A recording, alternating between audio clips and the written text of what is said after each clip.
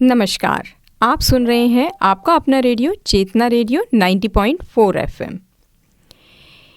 कविता संक्षिप्त शब्दों में बड़े भाव को प्रस्तुतिकरण का सशक्त माध्यम है।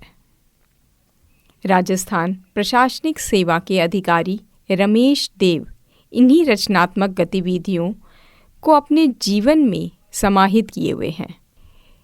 रमेश देव BR मिर्दा राजकीय महाविद्यालय नागौर से विज्ञान में स्नातक हैं। विज्ञान में स्नातक की डिग्री के बाद आपने जयनारायण व्यास विश्वविद्यालय से वनस्पति विज्ञान में स्नातक की डिग्री के बाद आपने जयनारायण व्यास विश्वविद्यालय से वनस्पति विज्ञान में MSc की उपाधि प्राप्त की। आपने व्याख्याता की अहारता के लिए स्लेट तथा सेट B.Ed की परीक्षाएं उत्तीर्ण की। आपने राजस्थान तहसीलदार सेवा बैच 2003 के रूप में प्रशासनिक सेवा में प्रवेश किया।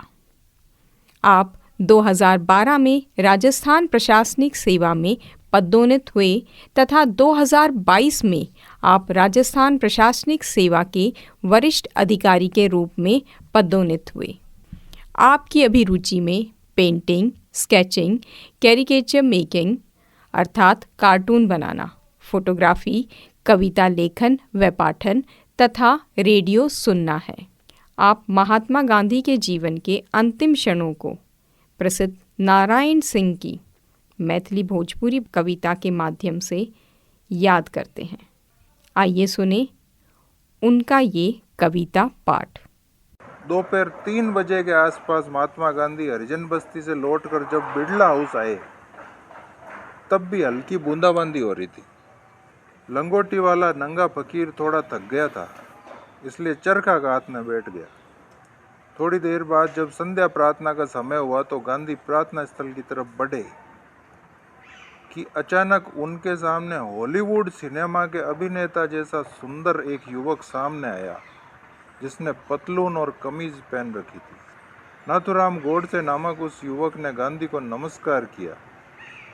प्रत्युत्तर में महात्मा गांधी अपने हाथ जोड़ ही रहे थे कि उस सुदर्शन युवक ने विद्युत गति से अपनी पतलून से Beretta M1934 semi automatic pistol निकाली और धाई धाई धाई। शाम के 5:17 हुए थे। नंगा फकीर अब भूल लुंठित था। हर तरफ हाहाकार, कोलाहल, कोहराम मच गया और हत्यारा दबोच लिया गया। महात्मा की प्रार्थना उस दिन अधूरी रही। आज़ादी के बाद मची मारकाट, सांप्रदायिक दंगों से महात्मा गांधी निराश हो चले थे। क्या उस दिन वे ईश्वर से अपनी मृत्यु की प्रार्थना करने जा रहे थे, जो प्रार्थना के पूर्व ही स्वीकार हो गई थी? ये बड़ा वास्तव में मार्मिक इसका वो है। दुखियन के तन मन प्राण चलल, दुखियन के तन मन प्राण चलल, जब 30 जनवरी जाती रहली, सुख के संज्ञा मुस्काती रहली। दिल्ली में हरिजन बस्ती के, धरती मन में अगराती रहली, जन जन पूजा मैदान चलल। ये उस समय है कि वो कोई शांति सभा, प्रार्थना सभा शाम को होती थी। गांधी जी चलते ही थे दिल्ली के यहाँ पे। तनी की बापू के देरी भैली, पूजा में अधिक अबेरी भैल, अकुलाइली आँखी हजारिन, खूब सारी आंखें जो है उनको प्रतीक्षा कर रही, अकुल अकुल अकुल हो रही थी। गो बिछी राह बिछी बहुबेरी गईल, तब भक्तन के भगवान चलल।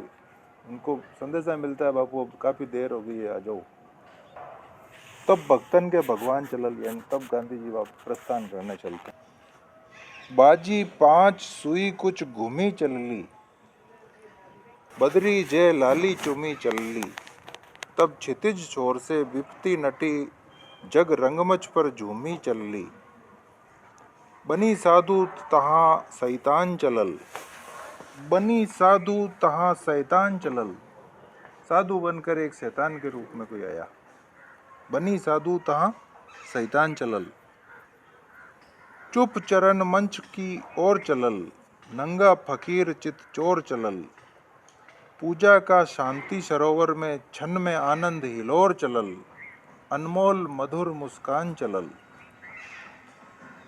नीति नीन पर दूनों हाथ रहल, चप्पल में दूनों लात रहल। धप धप धोती चमचम चश्मा, चद्दर में लिपटल गात रहल। हरिपद में लागत ध्यान चलल। ये 5वां। पग पहिला सीढ़ी पार चलल, तबले नाथू हथियार चलल। नाथूराम गोडसे हथियार चलल।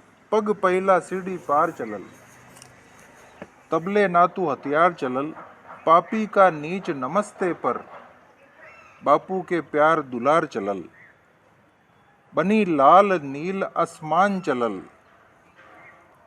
जूटी हाथ गईल अभिवादन में। जूटी हाथ गईल अभिवादन में, उठी मात गईल आह्लादन में। अपना छाती के बजर बना, जमजूत बढ़ल आगे छन में। पिस्टल के सादी निशान चलल। मन राम नाम में लीन रहल, तन सीढ़ी पर आसीन रहल। मन मंदिर में बलिवेदी पर, बलि बकरा बधिक अधीन रहल। कही राम सरग में प्राण चलल। कही राम सरग में प्राण चलल, स्वर्ग में प्राण चल दिया। जननी के जीवन लाल चलल, दुखियन के दिन दयाल चलल। थरथर थरथर धरती कांपे उठली, भारत भीतर भूचाल चलल। जन जन पर विष के बाण चलल, जन जन पर विष के बाण चलल। जग जेकर प्रेम समाज रहल, बिन ताज सदा सिरताज रहल। मुट्ठी भर हड्डी में जेकर, कोटिन के लिपटल लाज रहल। सबके मन के अरमान चलल।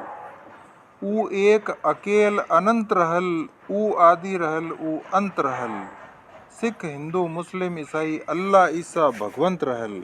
सबके संगम स्थान चलल।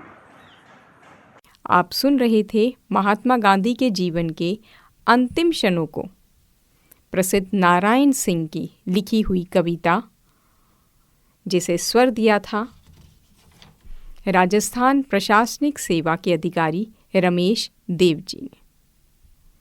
सुनते रहें आपका अपना रेडियो चेतना रेडियो 90.4 FM पर।